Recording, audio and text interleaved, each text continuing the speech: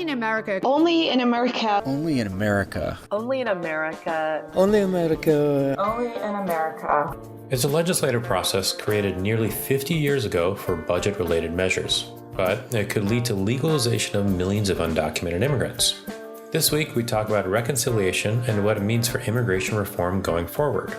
It might even put a little more pressure on them to actually do something. So if you could do this, the Democrats just did this, here are 2 or 3 other things that we should be doing that, maybe you guys could get together. No one thinks the current immigration system, no one thinks it's perfect or great right now, right? So maybe they should have a serious discussion about it. Aren't they the Congress? Isn't that what they're supposed to do? Have hearings and work on legislation? But we're so far from that, unfortunately, that maybe this would put some pressure on them. From the National Immigration Forum, I'm Ali Noorani, and this is Only in America.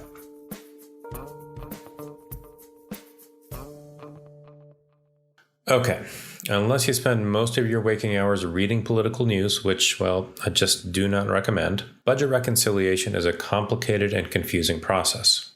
It is partisan inside baseball at its worst that, well, depending on whether or not your political party is in power, you love it or you hate it. Now, budget reconciliation is being talked about as a way to fix parts of the immigration system, which makes the reconciliation debate even more confusing and partisan. So today, let's spend some time talking about the process and the politics of budget reconciliation. First, the process. In the coming weeks, Senate Democrats will introduce a budget resolution that could have a $3.5 trillion price tag. Within this resolution will most likely be immigration measures that legalize dreamers and perhaps other undocumented populations. That resolution will undergo an initial debate. Then the details will be written and presented to the Senate parliamentarian. Then, sometime in the fall, based on a number of criteria, including budget revenue and outlays generated by a specific measure, the parliamentarian will rule whether or not the immigration items can be included. If they're allowed to remain and the process continues, the reconciliation bill will pass on a partisan Democratic-only vote, which, let's be honest, would be fantastic for the undocumented immigrants covered in the bill. But, if we're also to be honest, may create challenges for bipartisan efforts on around immigration reform down the line. Which is why we need to understand why reconciliation is a path to success and why continuing to advocate for bipartisan solutions is so important. So let's talk about the politics. Now look, our politics are broken, but our broken politics have just broken up too many immigrant families. So while reconciliation is not the ideal bipartisan solution that we need, it would be an important step forward for so many immigrant families. Last week, in laying out the case for reconciliation to include immigration measures, Janet Murguia, who is the president and CEO of Unidos US, joined my guest today, Bill Kristol, who's director of Defending Democracy Together. And they wrote, if Democrats must go it alone, they are doing so not to advance some political agenda, but for the good of the country. Bill is the director of Defending Democracy Together and former chief of staff to Vice President Dan Quayle. In a Facebook Live event last week, Bill and I dove into the politics and process of reconciliation and what it could mean for immigration reform moving forward. Bill, thank you so much for joining. We're just really, really grateful for everything you do and this opportunity to talk. Happy to join you. I'm grateful for what you've been doing. So it's good to be with you. Well, so let's start with, give me a sense of kind of, how you have over the course of, your career have engaged in the immigration issue kind of writ large. And then we can kind of get into a little bit, obviously, kind of where things stand today. But I'm just kind of curious, why do you care about this issue?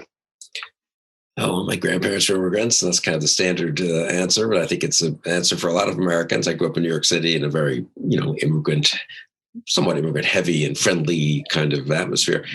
Was a Democrat before I was a Republican in the 70s, but the kinds of Democrats I liked, Hubert Humphrey and Pat Moynihan, were, I think, friendly to, understood the contributions that immigrants had made. Moynihan was controversial, I suppose, was he had an analysis of the melting pot and all that. But so it's always been an issue that I've been interested in. The people I studied with, many of them, and this was in political philosophy, had studied with immigrants often from Germany or from Europe in the 20s and 30s. So the notion that there was this pristine America that somehow shouldn't be despoiled by people from foreign shores was the opposite of my story was real.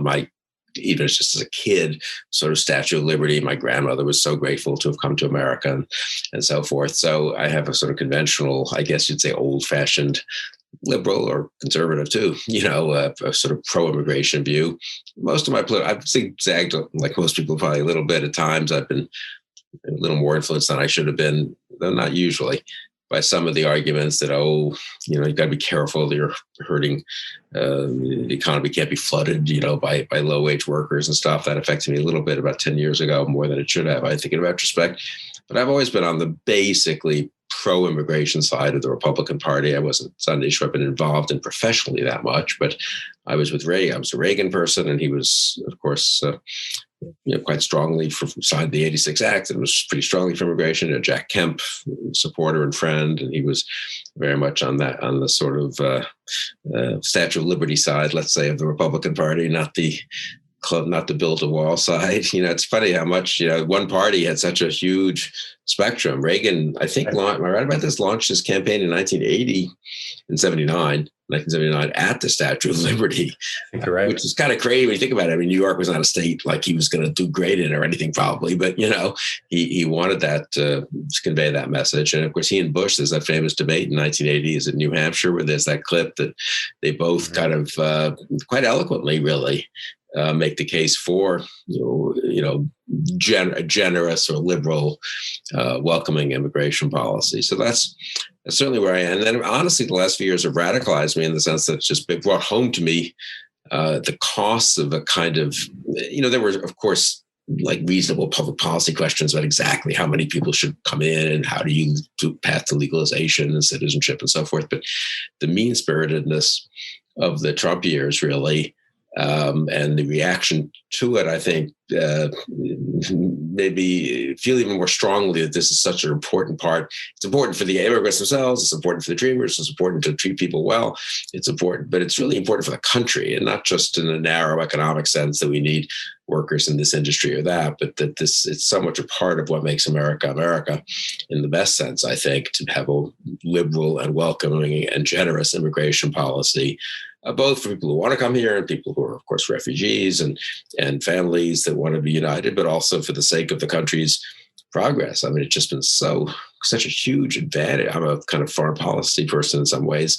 Such a huge advantage to us to have all these people from all over the world who coming here and contributing. Our son was in the military, and so a lot of the people he worked with were immigrants, certainly many children of immigrants, but many themselves immigrants, some of them not yet citizens who were, when they finished their military service or in the course of it, became citizens. So anyway, long way of saying that I'm not an expert on the issues of immigration policy, which are extremely complicated, as you know, but I'm very sympathetic to the general thrust of what you've been doing, certainly. Well, thank you. And you touched on this a little bit of kind of how the conservative party, much less Republicans, have really kind of started to shift over the last 4 or 5 years on immigration. I guess you could even make the argument kind of on a lot of different issues. So, this is kind of a theme that I think we're going to come back to over and over again over this course of this short conversation is bipartisanship dead? Well, so just on the party, I mean, one of the earliest signs of this for me, of how strong that nativist sentiment was, and maybe that's not a fair way to characterize everyone who has those restrictionist sentiment, let's say, with a strong tinge of nativism, as well as some genuine concerns, of course, about economic displacement of workers who were here and so forth, was when, I don't know, the Weekly Standard is the magazine that Fred Barnes and I edited, and we started to do cruises around 2005, I think, because it's a way to supplement your, it's a nice thing to do, and you have your subscribers pay, to come on a cruise, and they pay extra to have seminars with you and dinner with you and so forth. And if you're a money-losing magazine, which almost all magazines are, small magazines, you help fill your deficit or make up your deficit. And so that was at the height of the Bush, McCain, Ted Kennedy. There were 2 iterations, I guess, of the immigration efforts in 2006, I think, and then in 2007, 2008. And we were very supportive of that, editorialized for it, had articles by Linda Chavez and others about it. Wasn't quite our main preoccupation, but it was certainly where we were. And some of our readers, and these are people who were reading the Weekly Standard, so they presumably liked us and were well educated and so forth, were incredibly hostile, I've got to say, on that issue. I remember someone on the cruise saying, "Boy, these are your people who came on this cruise. This isn't like you're going into the lion's den, but here they're." And some of it was legit that we didn't really understand some of what was happening maybe on the southern border in Arizona and so forth. A lot of it, though, was a kind of early glimpse, I think, honestly, into what Trump later tapped into. So for whatever that's worth, I think I'm not surprised at the power of the issue, but it's unfortunate that it's gone that way. Is bipartisanship still possible on it? So in 2013, which I wasn't really involved in, I was critical a little bit of the bill. I now regret it. I think it would have been much better if it had passed then. But of course, there was bipartisanship in the Senate in 2013, and then it would have passed if it ever been brought to the floor of the House. But that was really an early instance where the Republicans used their majority there in the House to stop something from happening, which, in a certain way, objectively, you could say there was a bipartisan majority for. Just the way the House rules work, you needed the Republican Party to bring it to the floor, and so that. But I don't think we can do again. I wish we could do it in the Senate. What happened in 2013? If you look at the individuals who were involved in that, they either, some of them have actually reversed course. Most of them, the Rubios and Lindsey Grahams have sort of tried to still sound, somewhat open to it. But then in practice, I gather, and you know much more about this than I do, in the negotiations over the last few months, on what seemed to be a reasonable attempt to at least do something for the Dreamers and a few other very discrete groups, not a big comprehensive reform, which would also not be a bad thing. Even there, it kind of immediately, we have to do something about the border. Well, okay, we can do some things. It's not really related. It's not really relevant, frankly. But, if you want to do a few things to on policing the border or whatever, that's possible. But then it turned out those negotiations just went nowhere either. So I don't know how much serious one has to test it, but I think it's doubtful how much serious effort there is on the Republican side to really do anything, even though in principle and on paper, they are for legalizing the Dreamers and giving them a path to citizenship. At least a good chunk of them, aren't they? Right, exactly. So, the conversations you're talking about are earlier this year, you had, Senators Tillis, Cornyn, Graham was in and out of them, Senator Rounds as well. All were kind of part of these conversations. And then, I think as, the infrastructure framework, the bipartisan infrastructure framework has kind of moved this week. Now, the Senate is starting to look at reconciliation as an opportunity to move immigration, legalization of Dreamers, temporary protected status recipients, and farm workers. So earlier this week, you co-authored an op-ed with Janet Murguia from Unidos US. And the two of you laid out a case that really actually went back over the last year of looking at the way that immigrants who are members of the essential workforce helped the nation respond and recover, which is obviously clearly ongoing to COVID-19.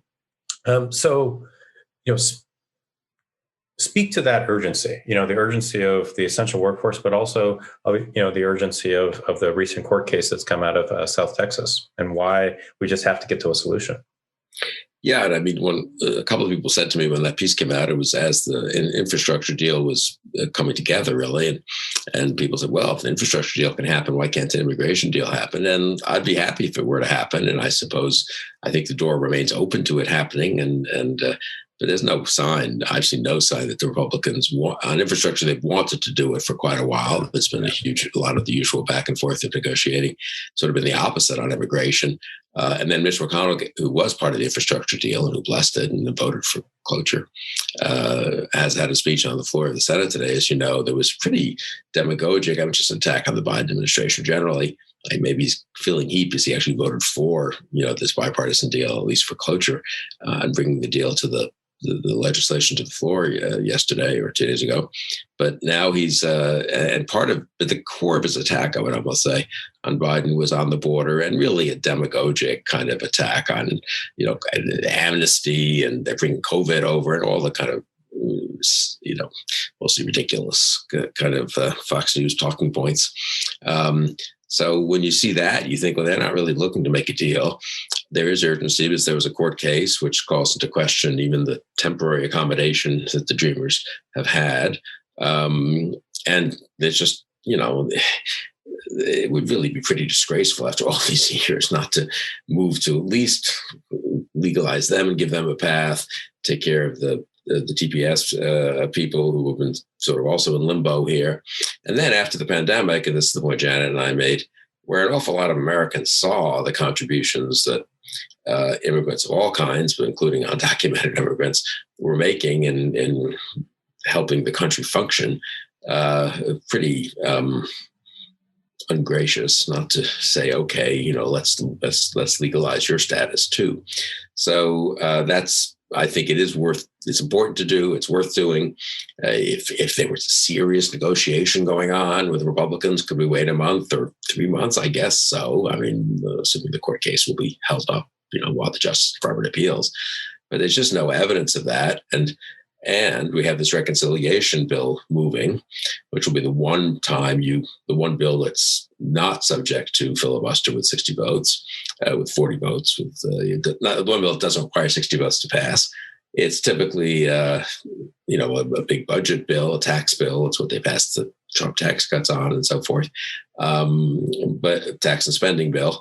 But it can also, in 2005, immigration measures moved on it as they have an economic impact, obviously. It's a question for the parliamentarian and all, but it's certainly worth at least trying to do that. I really think this is a high enough priority. You don't want to sort of fill up the reconciliation with everything, but this is a high enough priority that I think it would be important to at least try to do it and see what the parliamentarian says. And there's a pretty good case that she'll say yes, because if you look at the 2005 president, you can't do everything on this. I mean, you can't do all of immigration reform, but on particular people whom you're legalizing with, there's going to be a concrete economic effect. There's certainly a case for doing that. So one of the things you mentioned a little bit earlier is kind of your own kind of wrestling with this issue, right, over time. So, in our work across the country, we're often sitting down with folks who are skeptical of immigrants and immigration, but then we have a conversation with them, through a faith, through their faith, through a law enforcement or security perspective, or even through an economic perspective. And there's an opportunity for people to kind of think about this stuff differently. But the thing about reconciliation and kind of where we are now is just how deeply partisan it is. And, you've got, Senator McConnell on one hand, demagoguing, you've got, earlier today, also this press report of Senator Menendez saying, Republicans are xenophobic on this. So in the middle, you've got folks who are trying to figure out, okay, what to think about reconciliation, what to think about including immigration in this when they have kind of their political party saying this is deeply partisan, the wrong thing to do. So I was wondering, like, if you were, sitting down with somebody who, was a Trump voter in 2016, didn't vote for Trump in 2020, but still sees themselves as a conservative Republican, how do you help them kind of wrestle with this question of, there may be a lot of things in this reconciliation bill they don't like, from taxes or other issues, but this is something that is really important to the country. How would you help somebody kind of unpack that? Well, I think I would point out that this isn't, they may dislike other parts of proposed, comprehensive immigration reforms, but this isn't that. So that could still be debated another day. We're not asking them to suddenly sign on to the wish list of every, pro-immigration group in the country or anything like that, or on a host of different issues. We're asking for pretty particular things here, which there has been bipartisan support for. I mean, I come back to that, right? On the Dreamers, the temporary protected status, taking in refugees. That's Reagan has the most moving story about that, which he used, I think, in his farewell speech from the Oval Office about someone getting political asylum. And the Dreamers, obviously, there's been bipartisan expressions of support for that. So it may happen that this bill will go, because of the way the Senate works, in a partisan way. It will only have Democratic senators probably voting for it, but these elements are not among the most partisan elements in the bill. Maybe the tax hikes are more partisan. That's more of a standard Democratic versus Republican issue or something, But these are things that will be good for the country. I think it would be bad. I mean, to go through a whole year. I mean, Trump had his own reason for demagoguing the issue, and he wasn't going to do anything. It seemed he might do something once or twice, but then he backed off. But I mean, to go through a whole year of the Biden administration and good faith efforts, and they really were, I think, good faith efforts to negotiate with some of the Republican senators you mentioned, and then not to do it when you have a chance to do it, at least in these discrete cases, the Dreamers, the people with temporary protected status, some of the emergency workers. Farm workers. We're not changing the entire immigration structure of the United States. It's not 1965 or whatever, but in 1986, we're doing some things that really there has been pretty good consensus on doing for quite a while. Yeah. So a lot of people will say that we go through the reconciliation process. Let's say the parliamentarian signs off, that it actually torpedoes or makes kind of future efforts at bipartisanship around immigration more difficult. Would reconciliation help or hurt future bipartisan immigration reform efforts? What do you think? I think it will. I don't think it hurts. I don't know if it helps really. Even maybe it helps a little by putting pressure on. But there was a lot of press, a lot of it not ridiculous, saying, "Well, gee, if they're going to go with stuff on reconciliation, they can't get a bipartisan deal on infrastructure." They got a bipartisan deal on infrastructure for this part of infrastructure, as it were. Right. There was agreement. They were never agreeing on some of the other things that President Biden wants to do, which include tax increases Republicans won't accept and other kinds of spending that are less physical infrastructure. And that they've just said, okay, you get to go with that one in reconciliation. It's a kind of reasonable, actually surprisingly reasonable solution for our day and age. The more you could do through the bipartisan efforts, the better. I've been involved in the voting rights fight too, and there too, there's been a genuine effort to try to see if any Republicans in Congress would want to do something to make sure elections don't get overturned and votes don't get suppressed. Unfortunately, the party in Congress, almost entirely in the House, with the exception of, a few people, a handful of people, and mostly in the Senate, not quite as lopsidedly, but pretty lopsidedly in the Senate, is just, in a mode where their voters or the members themselves or whatever have the political dynamic is such that they just aren't really interested in working together. So I don't think going with reconciliation is going to, these are such shrinking violets, these Republican senators, that they're going to be so offended that they'll never talk to anyone again. They'll, if it's in their interest, if they could be persuaded to do the right thing, maybe feel the pressure even from reconciliation. I would even make the case that actually, since I think this will be popular, it might even put a little more pressure on them to actually do something. So if you could do this, the Democrats just did this, here are 2 or 3 other things that we should be doing. That, maybe you guys could get together. No one thinks the current immigration system, legal or undocumented or refugees or, guest workers, if that's the right term, or, skilled, unskilled, family unification, whatever. No one thinks it's perfect or great right now, right? So maybe they should have a serious discussion about it. Aren't they the Congress? Isn't that what they're supposed to do? Have hearings and work on legislation? But we're so far from that, unfortunately, that maybe this would put some pressure on them. I think it would also show that, get some wins on the board, get people some permanent legal status, citizenship, and the sky is not going to fall. Right. Right. And it creates some political space for hopefully a more constructive conversation moving forward if we do get through, reconciliation. Yeah, I think that's a good point. And I think that's happened a little in the last year with the pandemic, with just the workers and also the Dreamers themselves. I feel like it's a different debate than it was 5, 6, 7 years ago, partly just because it's gotten a little ridiculous to say these people. It was already ridiculous in 2013 that you were going to kick them out. I think Newt Gingrich said, of all people, said in the 2012 presidential election, right? It was Governor Perry, one of them, that said in response to someone who was being very tough, on immigration, this is ridiculous. You're not going to kick people out of this country and who've been here, were brought here at 5-year-olds and are now 17. Well, now I've got the math right in my head. What are they now? 26. It's really, right. Anyway. So there's one good piece of news today that just a slight change of tracks, if you don't mind, is that the Senate and then the House affirmed funding for Afghan SIV processing. And I just, really wanted to thank you very much for weighing in on those issues. And, I think it's number one important in terms of, helping and protecting the people who helped and protected the folks who fought for us in Afghanistan. But it's also, I think, just a great issue to help the American public understand the value of immigrants and immigration to the U.S. and kind of who the U.S. is as a nation. So I just, wanted to kind of get your opinion on kind of that issue and just celebrate a win at least, right? Right. No, and I mean, I'm worried about what's going to happen in Afghanistan. And I don't know if if there are enough now who are going to be accommodated. And I think we should be generous and take more if the situation there, unfortunately, degenerates in a way that there are more people whose lives are at risk and to a pretty horrible enemy, but who will be punished for not just for helping us, so that's part of it, but also for becoming a teacher in a school, in a girls' school, or going and not behaving the way the Taliban wants you to behave. That's not really.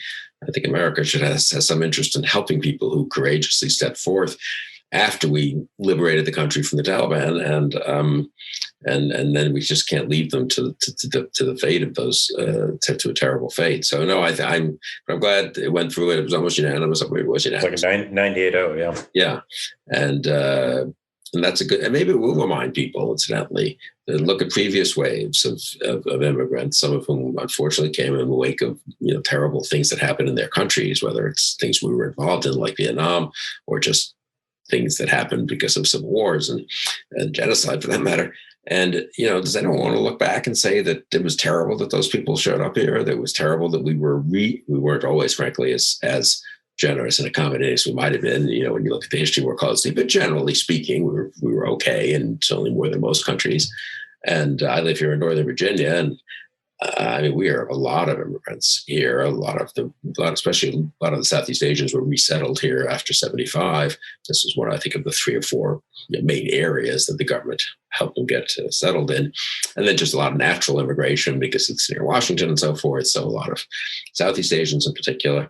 And it's been a huge boom for us, honestly. I mean, not just economically, but I would say culturally, and in terms of American, understanding of what America is about, and kind of patriotism that's not like the chest-beating, ridiculous patriotism, but genuine patriotism.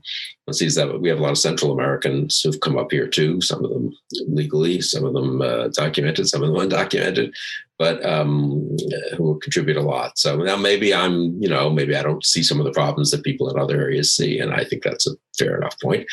But again, I think the Dreamers in particular, I mean, what are we talking about here? The Dreamers, the people with temporary protected status, and some of the emergency workers, with provisions, I think, that would exclude people who have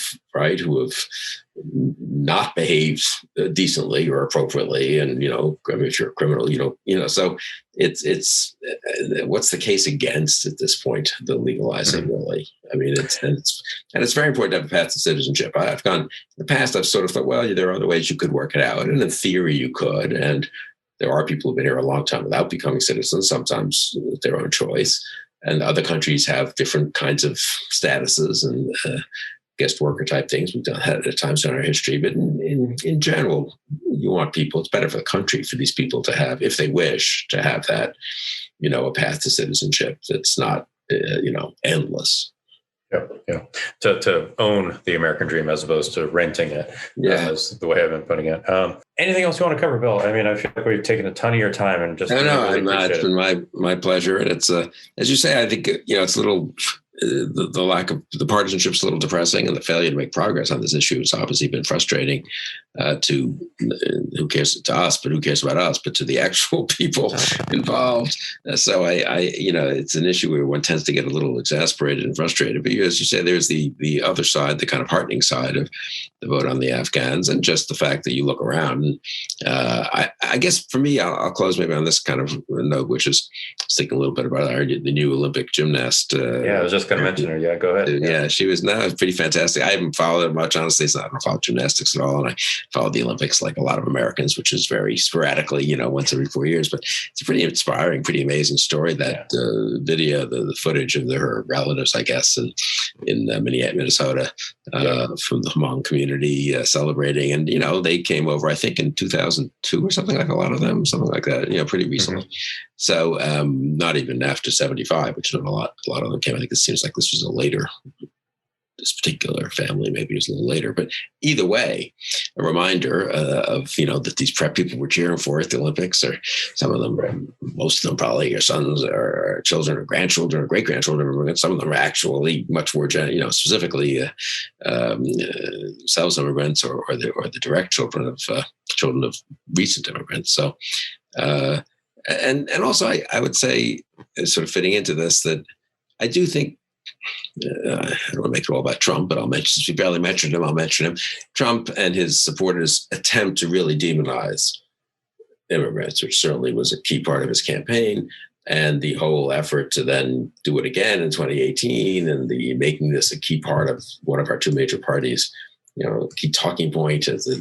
I don't think whatever happens now, I don't think it worked, now it could work still, unfortunately, in the future. And so we shouldn't let our guard down, and we need to fight back, I think, against these kinds of efforts. And that's something that isn't just a political matter. That's a matter for people in civil society. And I think many of our churches and universities and civic institutions have risen to the challenge there. We do not want a society in which we, fear each other and demonize each other and routinely attack each other, and because of where we're from or who are. When Trump said Mexican judge, I just thought that was such a disqualifier right there, and that it's so contrary to the whole American idea. Well, what's wrong with the fact that his parents or grandparents, I can't really remember, I think he was born in America, but had come over from Mexico. Is that bad? Mine came from Poland? Are they better or worse am I better or worse for that reason? It's just ridiculous, so contrary to the American spirit. And secondly, even using the term though in that way is an attempt to sort of get people to turn against him, or so damaging really to our civic spirit and civic culture. And I do think on the whole, the country resisted that, I think that's in a way the good news story, you might say, of the last 6-7 years. But there was a lot of some damage was done, and a lot of attempts at damage were certainly carried out, and it's not over. And that's why I do think getting something done this year would be important, not just for the people themselves, which is the key thing, of course, but also symbolically for the country, that we're sort of moving beyond this incredibly period where of nasty attacks and defenses, which mostly worked, I think, but were defenses. They weren't, and we've actually moved forward a step. I think that would be very healthy for the country. Bill Kristol is Director of Defending Democracy Together and former Chief of Staff to Vice President Dan Quayle. You can learn more about reconciliation and Bill at our website, immigrationforum.org/podcast. And we've broken down reconciliation in much more detail on our website, immigrationforum.org. And if you like what you hear, subscribe to Only in America, wherever you are listening to this episode. Only in America is produced and edited by Katie Lutz, Joanna Taylor, and Becca Wall. Our artwork and graphics are designed by Carla Leha. Me, I'm Ali Nirani, and I will talk to you next week. Support for the National Immigration Forum comes from the Carnegie Corporation of New York, supporting innovations in education, democratic engagement, and strengthening international peace and security. And from Humanity United. When humanity is united, we can bring a powerful force for human dignity.